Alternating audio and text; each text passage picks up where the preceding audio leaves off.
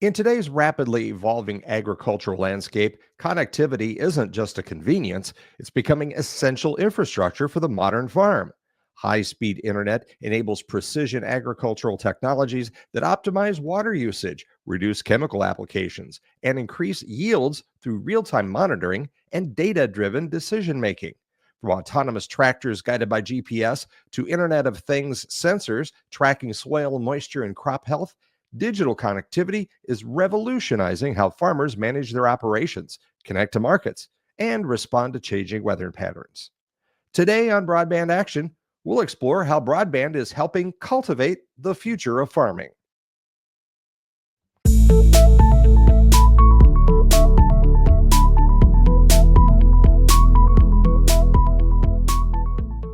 This edition of Broadband Action is brought to you in part by a bronze sponsor at the C-band IAMU Spring Summit, AdTran. AdTran empowers service providers to deliver intelligent, self-optimizing fiber broadband to their customers, unlocking greater value. Visit them at the upcoming Spring Summit to talk tech and learn how to simplify your network and drive data where it needs to go. Thanks to AdTran for being a broad sponsor. We'd also like to recognize Camvio. They are one of our bronze sponsors of the C-band Spring Summit. Camvio is your all-in-one platform for utility and broadband billing and operations. From customer acquisition to billing, provisioning, and network insights, Camvio streamlines every step so you can focus on growing your community, not managing software. See how Camvio powers utility and broadband providers at camv.io. We'd also like to recognize one of the gold sponsors at the C-band IAMU 2025 Spring Summit, Tejas Networks. In a world where milliseconds matter, your network can't afford downtime. Tejas Networks delivers cutting-edge optical and data solutions that keep businesses connected across continents. Trusted by telecom leaders worldwide and built on decades of innovation, Tejas Networks, the backbone of your digital future. Thank you to Tejas Networks for being a gold sponsor of our Spring Summit and for being a C-band associate member. Our guest today on Broadband Action to talk about one county's approach to helping connected agriculture happen is PJ Way. He is the Broadband Program Manager for Yuma County, Arizona. And PJ, I guarantee you it's a bit warmer there today than it is in dreary Iowa. Thanks for coming on. No, absolutely. Thank you so much for having me. And yeah, it's been a little cool here lately in the desert, but it's starting to warm up. We're expected the 90s here shortly, so it's starting to ramp up. Well, as promised, Mother Nature will deliver when you get out to the warmer climates. Friends of mine who live in the Phoenix area were bragging about how it almost got to 100 here a few days ago, and they were out golfing. And I'm like, well, think about us here in mid-May when it's 75 degrees and you're 105. So, well, right. Let's just start out. Tell us a little bit about Yuma County, where you are. Where's Yuma County located? What are some of the characteristics of it? And, brag a little bit about where you're at. Sure. Thank you so much. Yeah, Yuma County is absolutely beautiful. It's located in the southwest corner of Arizona. It's surrounded. There are parts of it where it's surrounded by 3 different areas that you have to actually go east in order to get out from going into either another country or a different state. Oh, so wow. Okay. It's really interesting. Yeah. Yuma County is, it represents a number of towns. So you have the city of Yuma, Somerton and San Luis, and then you can go out into the East Valley and you have Welton Mohawk area and the town of Welton. So there's a lot of little towns that are spread out throughout that community as well. We have about 210,000 people, I believe, that live there year round. It's a very diverse group of people that live within the community. You have tribal nations as well that are right in that region. So you have a border town, multiple nations and other states that are all right in one area. Great. So talk to me a little bit about how your position came to be. Your broadband program manager. There aren't a lot of counties that are doing that. So what led to your county coming up with the idea of we need boots on the ground. We need a butt in a seat to help us figure this stuff out. Yeah. Great question. Again, a lot of visionary, right? They had to take a the board of supervisors had to agree to that type of a process. Mm-hmm. Obviously, you have to follow very political processes and there's standards and requirements. And where's the funding coming from? Where's the money available to? How can you spend it? So there was a lot of forethought put into what does this type of a design look like. And so the focus was to build out a middle mile infrastructure. It's dark fiber. So it's not in competition with any ISPs. It's a way to help actually encourage the ISPs. And they took their responsibility pretty seriously, and I think they've done a remarkable job with it. About 2.5 years ago, they opened up the position and brought me in. Fantastic. So you get to handle all the details that go into building a middle mile fiber network then. Talk a little bit about the ownership structure there. You said it's not competing with ISPs as far as being a service provider. So the county's role, describe that county's role and maybe talk a little bit about where that investment, those funds came from. Sure, absolutely. So those were ARPA funds, and ARPA funds had helped to facilitate the cost for this build out. We're talking about a total of 140 miles. So 140 miles of dark fiber infrastructure at a cost of about $30.2 million. And that infrastructure, today, we are less than 15 miles from being complete. So wow, we've done quite a bit of work over the last 2 years. I think a lot of counties and cities and states around the country are starting to realize what we've been able to discover. The prioritization of permitting, the prioritization of communicating with your cities and your towns, getting those structures in place before you begin digging, before you start moving on to specific actions. Getting that stuff aligned really helped make us much more successful in paying close attention to those pieces rather than the physical piece of infrastructure. Right. So talk about the kind of the day-to-day for you as the program manager. Are you out there digging holes and climbing poles, or what all are you doing? Yeah, great question there too. Yeah, no, it's funny because I'm very blessed. I get a chance to work with all of the partners. So we have the money so the way this worked is we had an RFP that went out to bid.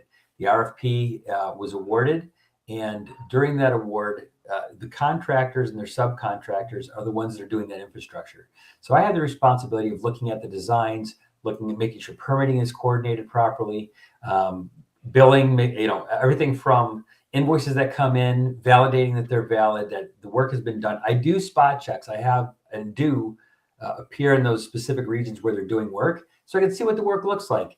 I'm also kind of the single point of contact for the community. So when the community has questions, or if there's some form of disturbance, I mean, goodness knows when you have a population of 200,000 people across the region, and if they're digging or drilling holes, that occasionally may have concerned citizens that is it okay to walk in this area? It may have caused the buckling of a sidewalk. So I handle those as well. And I think that's a very necessary point of contact. It maintains a face and a voice for the citizens to be communicating to those people doing the work. I'm here in the Midwest, PJ, where projects have a limited amount of time you can work on them, and you're pretty much shut down from December through the end of March.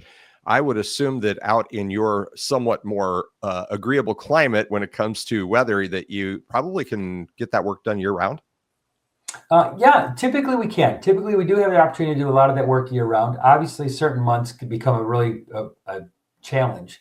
Yeah. The summer months for the opposite reasons. Yeah, right. In the middle of summer, it gets up to 120 degrees. You don't have a lot of people that are going to want to be out there trenching work to push fiber through. So there is the hazard that we have to have about being aware when they start work, when they're done with work. Plus, it's interesting because the way that it falls out is that during the summer months when it's hottest, that's when work can be its most contentious to get accomplished. But then after summer, you start getting to fall, you start running the holidays. Then you have Thanksgiving you worry about, and Christmas and the New Year. So all of that kind of plays into the balance of making sure you're on track with the project in a timeline that you've laid out. Are you able to identify local or regional contractors that are doing this work for you? Are they coming from far distances? How does that work out for you? Yeah, so one of our partner that's building this is Allo Telecommunications, and they have subcontractors. They're all local providers. One of the things that I can say that's been a tremendous benefit to our community has been this infrastructure of design. So with that money, all the money was brought to the county and it's kept in the county. They're all local employees, people that live within and reside within the county themselves. And the company went as far as to bringing a local branch, building that out, starting out with a handful of employees. And now they're over 100 employees. When they first started, they started out with like 12, I think, and quickly ramped up to 50, and then started strategically building it out from there. And that's just a testament to the work that's being done, the way that the money has been coming in properly, and the proper use of it, management in the county, and then deploying it so that our counterparts and our people that are partnering with us as kind of that private public partnership. We like to call Easy it for you to say. Yeah, it's a tongue twister, so we call it a P3 for short. That's why they call it P3 for short. Yeah, exactly. Well, you're working with a great partner. Allo Communications has been a member of our C-band organization since almost the beginning of things. So I know Brad and Dave and a bunch of the group there. So a tremendous operator. And they're one of those ones that, yes, they do retail services and they're really good at it, but they also do like to do partnerships like they're doing with you. They did a partnership they've done partnerships with other communities where they're the provider and the community owns the assets. Another great partnership approach that they've taken there. So, and that's how did you hook up with them? Did they win a bid or how did they get to that? Yeah, they did. So we had the RFP went out, and they were actually the best contract able to do the work that met all the requirements of those that bid process. So yeah, it was very fortunate that they won the bid because they have been very good partners. And it's funny you mentioned that because that's really how the county is managing this, is that we own the asset, the county owns the asset, and it's managed by Allo. So not only did they do the work for the infrastructure build and design, but they're actually also helping us manage that. So the county sees a tremendous benefit of having new partners that are managing that for us. And there's a complete transparent process that we have in sharing our information, understanding who those partners are. And the goal really, is what's nice is they have taken this as a two approach, because while they're a final mile provider, they don't mix that in with what's managing from the county's perspective. Those are completely segregated. And what's nice about that is this is where bringing in new ISPs, we can bring in different competitors to what would traditionally be their ISP. So getting those last mile providers where building out that infrastructure was just cost prohibitive, but having the availability of services to deliver to local residents through different ISP selection processes, it's been a tremendous win. We've actually had several. So the network itself has 3 different providers that are on it today. And we're welcoming as many as we can get, right? Because that's how you have cost control for the consumer. That's how we have high availability. It's a win for everybody. Consumer choice is a big deal, and we're seeing open access networks of that type and other types that are becoming increasingly popular around the U.S. Well, PJ, some people are probably saying, okay, Curtis, the host, is talking with this guy in the middle of the desert in Arizona, but this is supposed to be about connected agriculture. So we don't want them thinking that I'm trying to sell a false bill of goods here. So coming up after this little break, we're going to dig in on how your fiber network in Yuma County, Arizona is going to be benefiting the agricultural community. That's coming up right after this. This edition of C-Band's Broadband Action is made possible in part by some of our sponsors of the C-Band IAMU 2025 Spring Summit. We'd like to recognize FAR Technologies, a bronze sponsor. For over 40 years, rural communities have trusted one name for telecommunications infrastructure. FAR Technologies designs, engineers, and builds the fiber networks that connect your small town to big possibilities. Experience, expertise, excellence. That's the FAR difference. FAR Technologies, building tomorrow's connections today. Thanks for being a bronze sponsor. The C-Band IAMU Spring Summit proudly acknowledges Advanced Media Technologies, or AMT, a true innovation leader in high-performance broadband solutions. With uncompromising standards of performance, reliability, and service, AMT has become an integral component of major networks across the United States. Thank you to AMT for your bronze sponsorship and commitment to connecting our communities through cutting-edge technology. The C-Band IMU Spring Summit proudly recognized Open Country as a valued bronze sponsor. As specialists in fiber design, construction, installation, and maintenance, Open Country brings essential services and expertise to our connected future. with operations across 22 states and building over 3,350 miles of fiber annually. They're connecting communities through infrastructure that matters. Thank you, Open Country, for supporting our vision of better broadband for all. Back on Broadband Action with PJ Way. He's the broadband manager in Yuma County, Arizona. And I had the honor of being on a panel with PJ and a couple of others at Connected America here a few weeks ago, probably a couple of months ago. And I thought, wow, this is a great topic, and let's bring this to the greater C-band community. And that focused on connected agriculture across a broad spectrum. But we're going to zero in on what it means in Yuma County.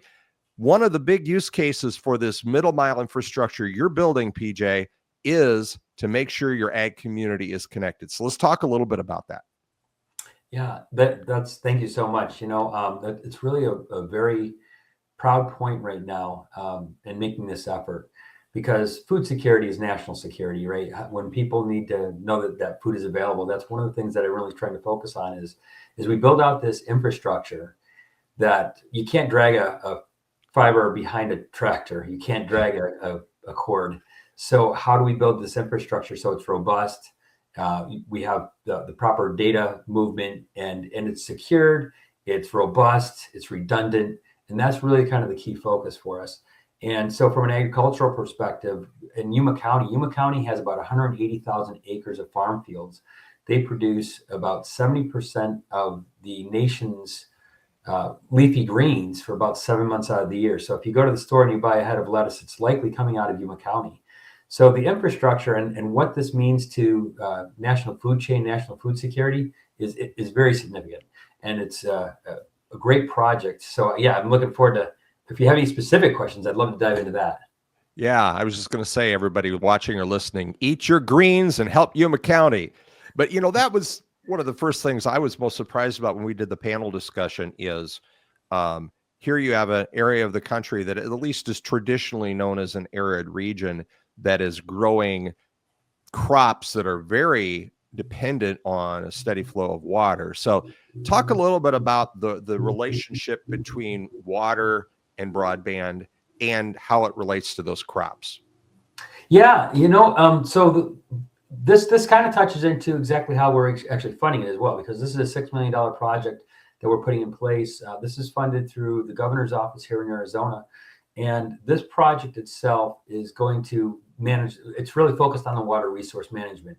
A lot of that is being Yuma County. Yuma County sits at the very end of the river, right? Colorado River flows through the United States. And when it comes out into Yuma, we're at the very tail end of it. So whatever water resources are left are very critical.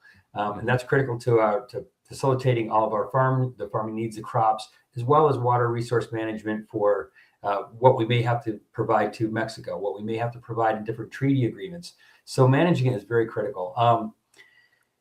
As far as how we're going to do that, this is where the $6 million helps us to build that infrastructure and managing water resources so that we're not running short. If we have days or years where we have drought, we're still managing it properly. If we have excess water, that we're still managing it properly. The goal is to actually produce as much crop as we do to produce more crop with the water resources we have today, as a demonstration that we can do more with the same amount of water, which is the equivalent of a water resource management of savings. So we're not having to use more water to produce more crop. We actually can manage the crop in a way that it's successful, the amount of water that it receives.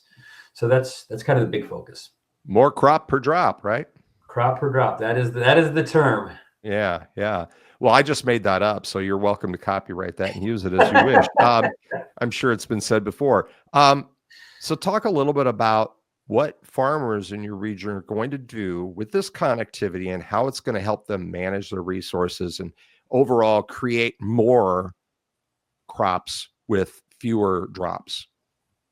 Or fewer inputs or fewer people or whatever, however it's going to increase their efficiencies. Exactly, Curtis. The scope is pretty large for what can be managed and how this can build efficiencies.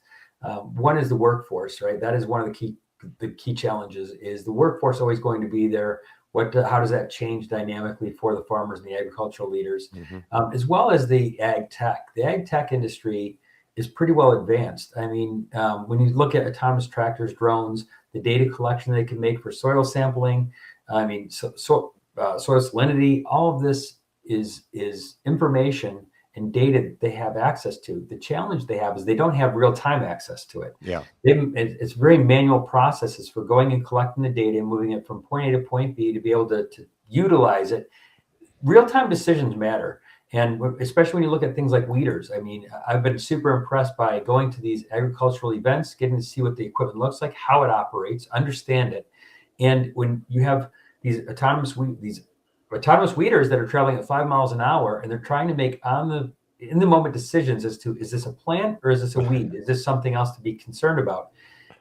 Without the connectivity, they're stuck with a process of putting a chip into this device, letting it go and hoping it gets it, and maybe record what it's unaware of or what it hasn't eliminated. And what's the time lag? How long does that take to come back to be able to make a decision and go back and correct it? And when you're talking 180,000 acres and how many laser weeders are out there doing it possibly, I don't even know what the calculated cycle is for one laser weeder to go through one field. You know, it could be, I don't even know. I'd hate to fathom a guess, weeks, months before it gets back to a specific location again. I don't know. So real-time data matters. I was going to say this isn't rocket science, but I'm thinking about laser weeders, and now I'm like thinking pew pew Star Wars type stuff. But it literally is a laser that shoots the weed, and it has to first determine, is that a weed or is that lettuce or is that whatever? Correct. Yeah. Is it a crop? Is it something else? So it has the technology to evaluate that, and it has the technology on board to make those decisions, or even collect the data to take back later on and make a decision later. That's still not as helpful as if we had real-time data transfer. If it were able to stay connected, see that, make an evaluation and a decision, I think that saves time. It builds efficiency in the crop cycles. We have healthier crops long-term. And there's a lot of tools. I mean, I will say that agricultural leaders today are as much technology as they are scientists. They have to know these tools. They have to understand how they work, and it's something that I think people should marvel at the range of knowledge that today's farmers and agricultural leaders have. So my goal is really to make sure that we're facilitating the road that helps use and leverage the tools they need. So what technologies are, you're building the middle mile, you're building just some towers, I know, so there's some wireless connectivity. And so how is that getting from that tower to that tractor, to that drone, that whatever? Is it various types of wireless technology? Is it cellular? Or is it all of the above? It really is all of the above. It's quite a wide range. It could be, if you're talking IoT sensors, that's not very bandwidth intensive and can be managed depending upon its cycles with a much different LoRaWAN potentially. So you have LoRaWAN 5G in the right locations, maybe Wi-Fi even.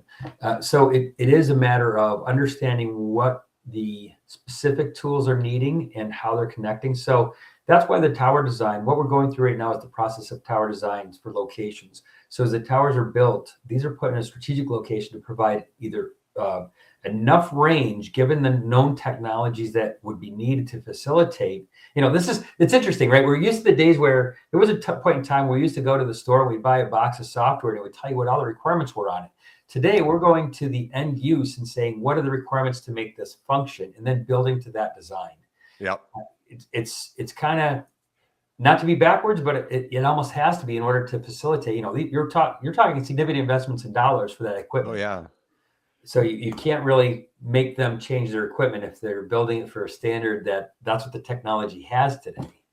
And it's so rapidly changing. I mean, every time you turn around, there's some new innovation that is in order to get that implemented, you got to be able to pivot and have the agility to meet that qualification, that specification, I guess I was trying to say. Yeah, absolutely. Yeah, because it does change rapidly. Yeah. So that's part of the challenge, I think, Curtis, is that for everybody inside of this institution, or everybody that's dealing with this type of technology today, has that bit of a challenge where they could be building this thing in a year, 2 years. New technology could come out and totally change the way we are doing our work. But we can't plan for that. We have to plan for what we have today, and then what do we need tomorrow and next year and several years from now. So we're building an infrastructure that's designed for the future, not just today. We want to build it so that it's sustainable long term. And if the technology changes, this is still a functional and valued asset.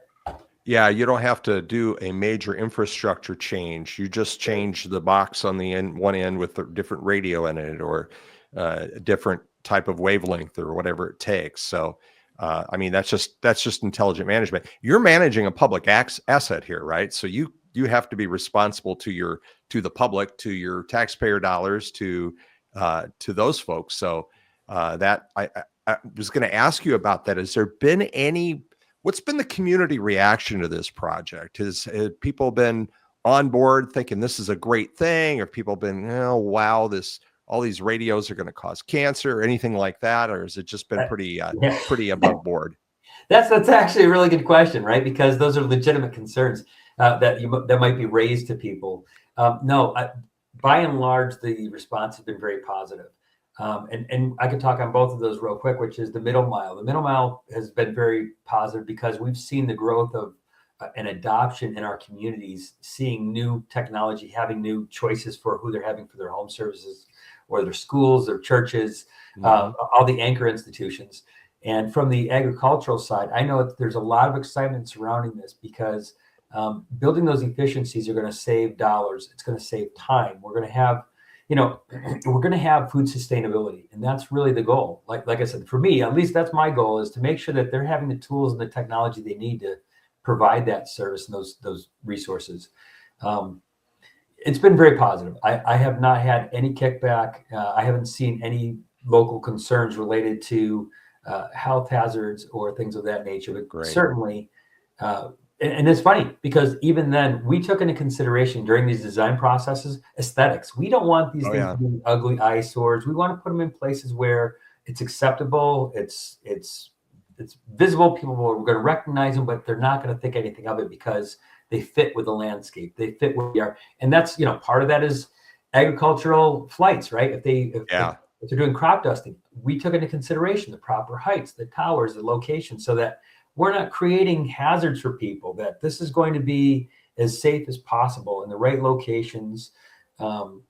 It's been completely above board. And what's been great is the ability to share that with people publicly, people that inquire or ask questions. It's pretty straightforward. And I think that helps. I think that goes a long way, especially in local government. When local government has the ability to talk transparently, it builds a lot of confidence in what you're doing. And that's important. Absolutely. And, it's in an area like where you are, where there's a great deal of natural beauty, that design is extremely important, because you have to be part of the community. You can't just say, oh, sorry, community, you're going to have to put up with this ugly structure because that's what we need. You have to take that into account.